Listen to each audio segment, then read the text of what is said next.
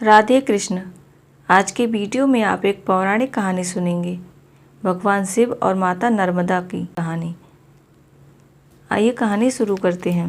प्राचीन काल में नर्मदा नदी ने बहुत वर्षों तक तपस्या करके ब्रह्मा जी को प्रसन्न किया।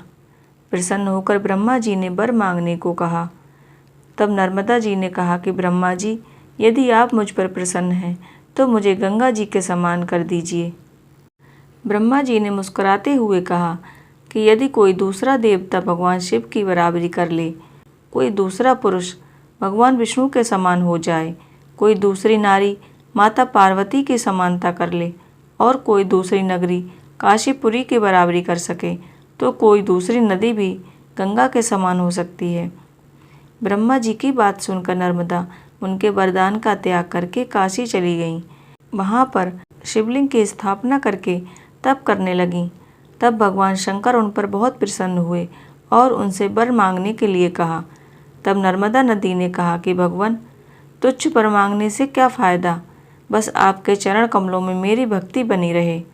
नर्मदा की बात सुनकर भगवान शंकर बहुत प्रसन्न हुए और बोले कि हे नर्मदे, तुम्हारे तट पर जितने भी पत्थर हैं वे सब मेरे वरदान से शिवलिंग का रूप हो जाएंगे। गंगा में स्नान करने पर शीघ्र ही पाप नाश होता है। यमुना 7 दिन के स्नान में और सरस्वती 3 दिन के स्नान से पापों का नाश करती है, परंतु तुम दर्शन मात्र से संपूर्ण पापों का नाश करोगी।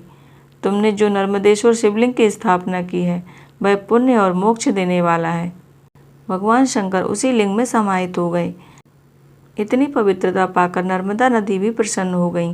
इसलिए कहा जाता है कि नर्मदा का हर कंकर भगवान शिव शंकर है और आज भी नर्मदा नदी से शिवलिंग प्राप्त होते हैं। इस कहानी को जो कोई सुनता है, कहता है, भगवान शिव उसकी समस्त मनोकामनाएं पूर्ण करते हैं और भगवान शिव जी की कृपा उस पर बनी रहती है। आशा करती हूँ आज का वीडियो आपको पसंद आया होगा। राधे कृष्ण।